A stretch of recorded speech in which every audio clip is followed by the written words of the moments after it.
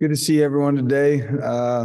Exciting day for Northwestern football. We're in Las Vegas prepping for the Las Vegas Bowl. Different time zone. A lot of guys signing from, Eastern Standard Time. Staff was up at 3:30 this morning and in a conference room at 4 o'clock, receiving phone calls and finalizing, a class that we're really excited about. It spans a lot of different areas of the country. Still has great roots in the state of Illinois and throughout the Midwestern areas that we've had a lot of success here for a long, long time. But it was a unique recruiting cycle. There's young men, on in this class that, were committed for a long period of time through a lot of transition. There were young men in this group that, were offered during the interim time and made a decision to commit to a lot of uncertainty. And, a few young men in the class that have been on campus here just in the last couple of weeks that made a decision to make Northwestern their home for the next 4 years. But excited about this class for a lot of reasons. The athletic traits that we're looking for are critical pieces to obviously winning in the Big Ten. But we were really intentional with this class and making sure that we found, a group of student athletes that love the game of football, that want to be pushed, that want to reach their full potential, that are intelligent, tough, resilient, and very importantly, and added to that list, value a Northwestern degree in a rapidly changing landscape in college football. It's critical that we find all those attributes of young men that can maximize themselves and maximize this opportunity to build a true team here at Northwestern, but also a group of young men that value a Northwestern degree, in a sports environment, specifically, college football that's becoming more transactional and more transient. We want to build a team with guys that have been here together for 4 and 5 years and are invested in one another. And we're gonna have to find ways to out team people. And we're excited about that. Excited to continue to find ways to develop young men holistically and develop NFL talent. And we feel like we have a group here that has the ability to do all those things. But I can tell you firsthand, this morning was an exciting time. For us to be in Las Vegas, preparing for a bowl game, celebrating, not just the commitment, but the official paperwork coming across with some of these guys that are going to be, moving on campus here in less than 2 weeks. It's an exciting time to be a part of Northwestern football. Matt. Hey, Coach. Earlier this fall, you kind of talked about being stretched thin with just 103 players on roster, one of the smallest classes in Northwestern history with 15 commits. I know you have high retention, but in the portal. But do you feel comfortable with where your roster size is going to be for fall, or do you anticipate there's going to be work ahead with the portal or February window to reach competitive depth? No, that's a great question, Matt. To be honest with you, with our retention, I mean, we're essentially at our limit for scholarship, which I know is surprising. We're gonna have to do a lot of work, with getting some guys to walk on and bolster up our walk-on program. We have a roster limit of 112 right now, just in terms of, institutionally. A lot of other programs are operating with 120 in fall camp, and that number even grows beyond that once school starts. We got to push towards 120. So, I mean, we have a lot of work to do in terms of our walk-on program and great examples of incredible walk-ons, Ray Nairo, Carmine Bastone, PJ Spencer. I mean, we have to continue to lean into that. We got a lot of work ahead of us, here at the end of December, into January and into February. We are, there's a couple positions where, we certainly are going to be very aware of what's going on in the transfer portal and continue to understand this is fluid. The roster can continue to change here in the coming weeks. But, as of right now, as we sit here right now, we really don't have any more scholarships to offer out, which is a credit to the experience that the young men in our program have experienced and the fact that so many guys want to continue to be a part of this. David. Hey, Coach. Earlier this month, Josh's statement when he announced his intent to transfer, he mentioned the uncertainty around Coach Anderson's employment status after the season. What were your conversations like with some of the recruits who may have those same concerns about uncertainty with the guys that may have initially recruited them to Northwestern? Yeah, I mean, one-on-one private conversations, I'll keep those private, but what I will tell you is, the way that I've moved and operated through all this post Illinois has been with honesty and transparency with all involved. I feel like that's the only proper way to move forward, to continue to earn trust and build trust with staff, with players. There's a lot of things that factored in for Josh in making that decision. I support Josh. I'm excited for what's ahead for Josh. He's an incredible young man that did an incredible job and was a huge part of what we've accomplished this year. With that being, out in the way that it was, it did lead to further conversations with young men that we were recruiting at the O-line position. And, I welcome that. I welcome open, honest, transparent, conversations, and, excited for us to continue to prep for Las Vegas and the Las Vegas Bowl and finish this thing off the right way. And, have prioritized a lot of that, before finalizing staff. But, I'm excited to finish this thing off, this season off with this group, this coaching staff, and then, move forward appropriately, in the month of December. But there is some need, for us, to continue to identify maybe a couple guys that sign on the second signing day at the offensive line position, just where we're at from a number standpoint with the O-line. And then, we'll have to identify a couple guys out of the, that are looking to transfer at that O-line position. Not to take anyone's job, to simply bolster the depth in that room, get to the number that we need to be at to win in the Big Ten, and then let that room go compete and find ways to, at the end of the day, my vision for this program moving forward is to have an offensive line that's, revered as one of the best in the Big Ten year in and year out.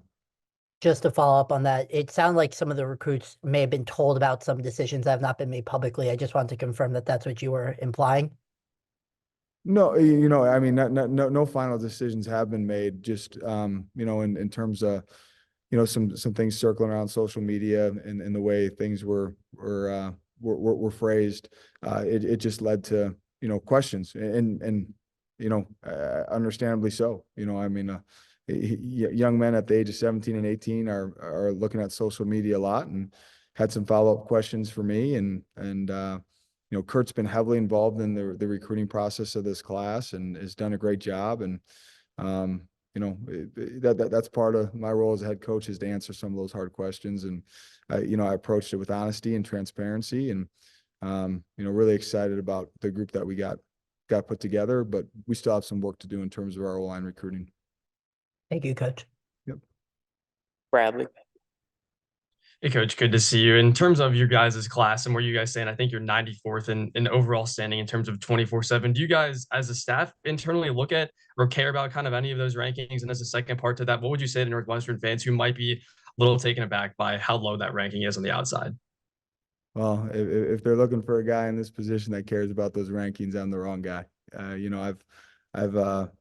I've been a part of staffs over my career that, we were talking about the rankings and how excited we are about this class, and you reflect 3 years later and you go, man, what did we miss here? And I've also been part of situations where you're going, man, we're not getting a whole lot of buzz about this class, and they end up being some of the best classes I've been a part of bringing in. Carmine Bastone and PJ Spencer are a couple of our best players right now defensively, and those guys walked on at Northwestern. So, especially I would have felt that way 5 years ago, Bradley. To be honest with you, in the new age of recruiting and the landscape of college football, I care less about those rankings than I ever have. We got to find guys that love the game of football, that are tough, resilient, team first guys that want to be pushed and fully developed. I don't care about who they are when they walk in the door. I'm concerned about where they're at, as a young man, as a football player, how they physically develop 24 months after they arrive, and want to build a team. Are there certain attributes that we care about? Their ability to bend and change direction, and athleticism and frame and growth potential, arm length. Like, yeah, we're looking at all those things, but we have to be the most thorough, detailed staff in our evaluating and scouting. And to be honest with you, I mean, guys from, the Upper Peninsula of Michigan, small town Indiana. I mean, late bloomer out of California. I mean, I'll never be concerned with rankings. And to be honest with you, a year from now, we may be talking about what an incredible ranking that we have. And I'm going to tell you the same thing. I don't care about that ranking. And the thing that I'll add to that, we need to find young men that value a Northwestern degree. They're not coming to Northwestern just for the degree, but they value it. They understand, their family understands that, this is a 4-year decision that will affect the next 40 years of their life. And, with all the tampering and things that are going on in college football with NIL and transfer portal, we got to do a great job of retaining our student athletes so they get their degree from Northwestern. But we also need to bring in young men that really value the opportunity to complete their degree at Northwestern. Jake.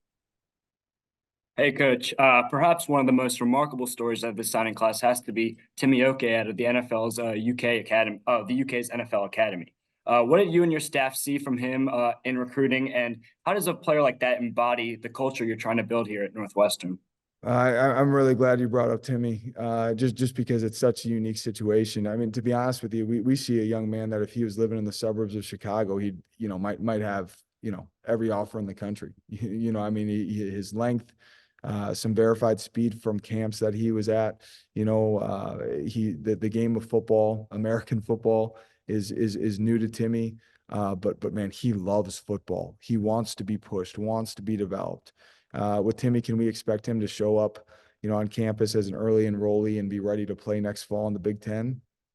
Probably not. I mean, we'll see how it continues to go, but I mean, we're playing the long game here. I can't wait to be talking about Timmy Aoki, with this group and people around the Big Ten and media and people outside and inside our program, 2 years from now, about the young man that he is and what he's developed into.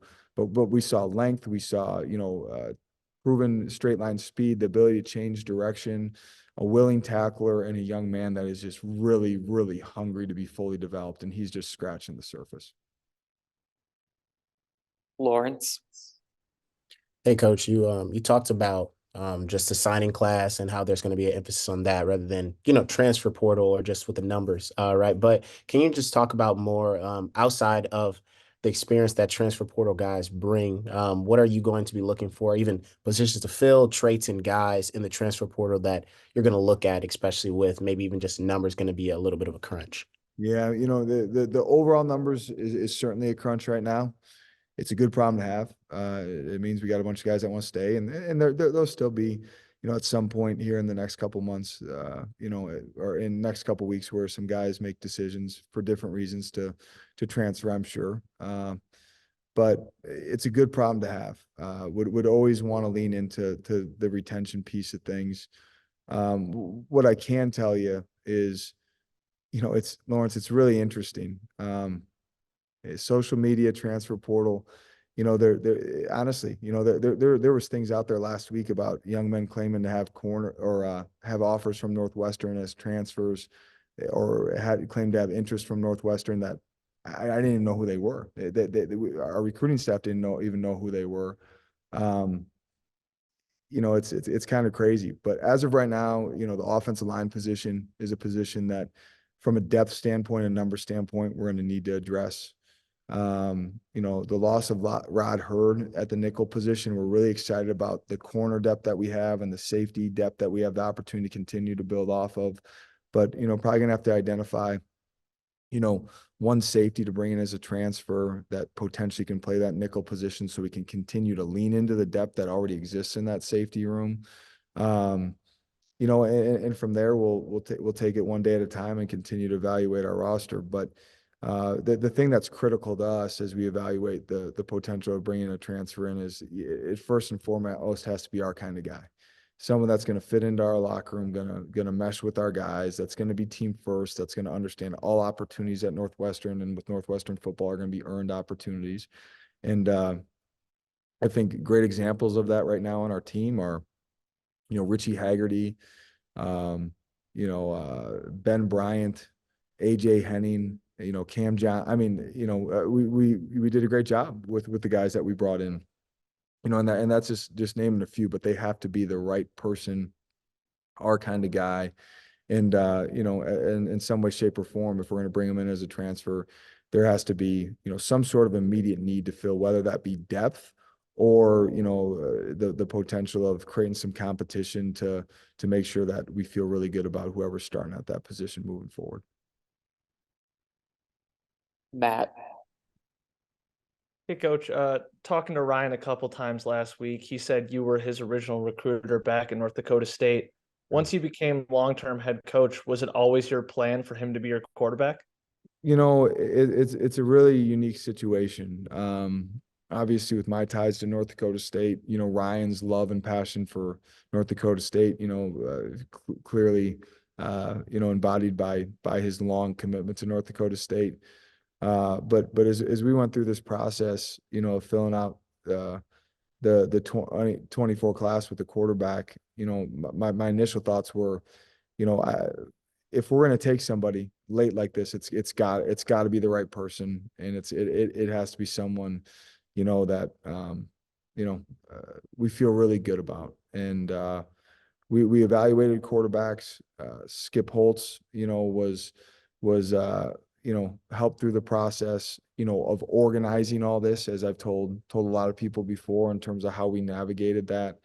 And I felt like it was really important. To be honest with you, we didn't recruit Ryan when I was still the interim. I didn't feel that was fair to Ryan. I didn't feel like that was fair to North Dakota State.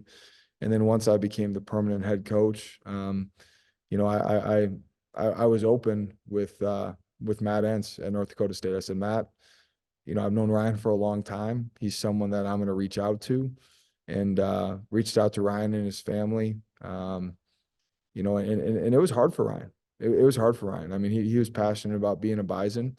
I think the fact that it was hard for Ryan, again, is a reflection of he's the type of guy that we want in our program. He wasn't someone that wanted to decommit or change his mind. But I think he just, as he continued to evaluate it with his family, understood that this was an incredible opportunity to play in the Big Ten, to play at the highest level of college football, to earn a Northwestern degree, and show up in Evanston and compete his butt off. David,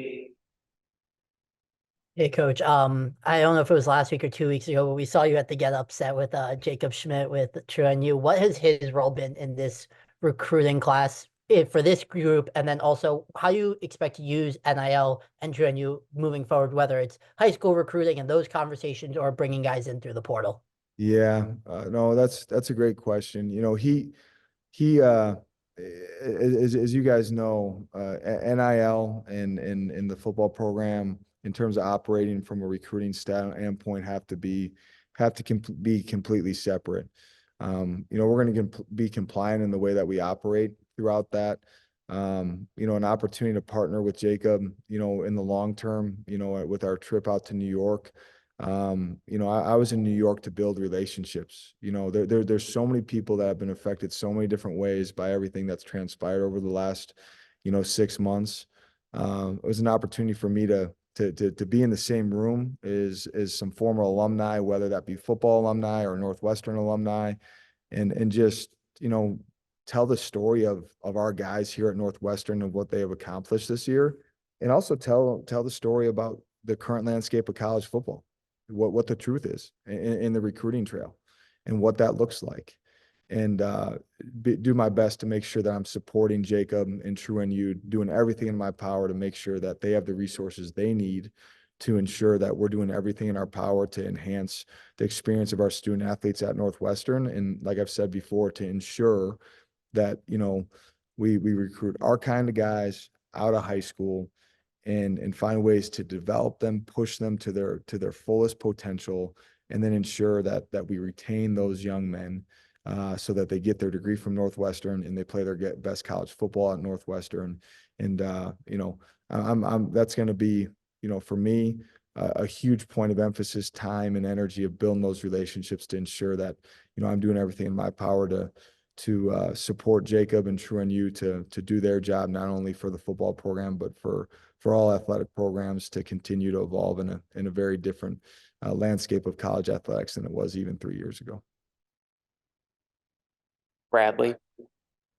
You talked about that element of development that's been so critical in your time at Northwestern and has been in the past. Would you say there are any players in this class that maybe could see the field on the earlier side of things? I mean, we saw Michael Kilbane this year, Devin Turner 2 years ago. Are there any players that kind of fit that bill in your mind? Yeah, Deshaun Reeder's, just a really dynamic player. It'll be interesting to see how quickly he picks things up. He's someone that comes to mind. To be honest with you, every time I've answered this over my career as a defensive coordinator, I think my hit percentage on it's not very good. You just don't know. If you would have told me that Michael Kilbane wouldn't have redshirted and he would have played a ton of football for us this year, especially in critical downs, it's nothing against Michael. It's hard. That's hard to do at the D-line position.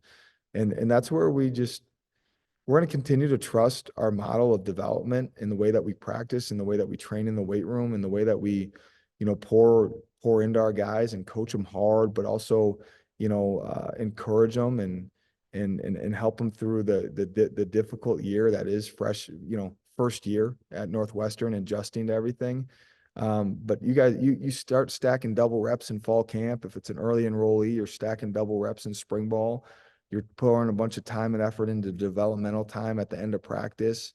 You're pouring into bye weeks, and all of a sudden, we could be halfway through, next season, and we're talking about one of these guys on this list that, I never could have imagined playing Big Ten football as a first year. So, there's a lot of guys on this list that I'm excited to see how quickly they can pick it up and develop. Troy Regovich, from St. Ed's is, coming from the same stomping grounds as Michael Kilbane. And, what we know about guys that have come out of that program is they've been really well coached, not only, in football, but also, they do a great job with their strength and conditioning program. And it's a great academic high school that guys transition well. So, Troy's a guy that we got to push too. But to be honest with you, any one of these guys on this list could some way, somehow find a way to have impact next year, or there might not be any, but we're going to do everything in our power to ensure that they're given opportunity to truly develop in that freshman year. And that doesn't happen in all programs. Time for two more. Jake. Coach, on that note of development, you've spoken at length this year, and especially after you got the tag removed, about your vision of Northwestern becoming one of the nation's top developmental programs. How does this crop of signings, your first recruiting class here, potentially play into that goal of becoming one of the nation's top developmental teams? Yeah, no, I think it's, I think it totally aligns with that. I mean, Callan Campbell, talk to, Christian Smith and DJ Vokalek about some of their recruiting stories, trying to navigate up there to, evaluate Callan, in spring when, the snows just melted up there to truly get an opportunity to see him move around and, really make a thorough decision. You talk about Tito Williams, a young man that came to camp and competed his butt off and continued to improve off his senior film. Patrick Schaller just down the road is a guy that's just starting to scratch the surface of his full potential. Matthew Smith, we're down, getting ready to play Duke. We're hearing about this guy. We watched film. He's long, he's rangy, he's athletic. I think he ran a 10.7 as a junior in track. Tim McGargle and I go to watch him play live, and halfway through the first quarter, I got Tim McGargle looking at me and kind of nudging me like, Dave, this guy's got something to him. And he's not showing up on any rivals rankings or 247 or any of that. I don't know if he's got any stars next to his name now or not. Don't care. I trust my eyes. I trust our recruiting staff's eyes. I trust Tim McGargle's eyes. Like, I mean, the list goes on. Quavier Johnson. I mean, my gosh, we were out to see, him multiple times throughout opportunity in fall, and then here in the winter when it turned into a contact period. Really thorough work convicted. I mean, it just goes on and on. Timmy Oki. These are guys that, we're not concerned about what other people think. We trust our process, and we fully believe that not only do they have the measurables to develop into great Big Ten football players, but they have so much, here and here that will really dictate, if they're able to reach their full potential. And really excited about. I mean, Braxton Strong's another guy, small town Indiana, kind of a self-made guy that's just, outworked everyone. He's going to have to continue to. But great question. I think it completely aligns with our vision, and excited to keep building off of it. Last question, Matt. Coach, you've got openings, I believe, currently for director of player personnel, and then also one of your recruiting directors. Starting your first hiring cycle as a head coach at NU, what traits and experiences are you looking for in potential candidates? And with the kind of clean slate opportunity, are you looking to make any changes to kind of the existing kind of operational hierarchy and rules within your recruiting staff? Yeah, let me start off by saying Johnny Kovac, our former director of player personnel, did a phenomenal job in his time here. Todd McShane, who had an incredible opportunity at Oregon State. We were sad to see Todd go, but was absolutely instrumental in helping build this class. Oregon State got a great one in him. Brian Payton has done an incredible job. We're short-staffed right now. Brian's picked up a bunch of slack and done an amazing job. Lauren McCree, some of our recruiting staff that work alongside Lauren and Brian, they've done an amazing job. The thing that's really neat for us moving forward is we have this opportunity to really like zoom out, identify like, okay, how is the landscape actually operating in college football? There'll be some restructuring in terms of like just the way it operates and works, but we're going to have some opportunity to make some hires because we simply have, positions that are not filled right now. But we're going to rethink it a little bit, restructure it, find some ways that we can continue to be most efficient, especially with the way the landscape of recruiting looks right now. But I'll tell you right now, the people that are in this program that closed out this class with us did an exceptional job, and could not be more proud of the way that they worked to put together a class that had to be constructed in a really unique time in our program's history. And Carson Grove, what an incredible example of that. I mean, Carson got offered in July, when there was tons of uncertainty surrounding this program. He believed in Northwestern, believed in the vision, believed in the opportunity, committed a couple weeks later. And Carson Grove is going to be a guy that we're talking about, for a long time to come around this program. Coach, I just wanted to check in there. What traits and experiences are you looking for in your hiring process? Like, are there certain positions or experiences?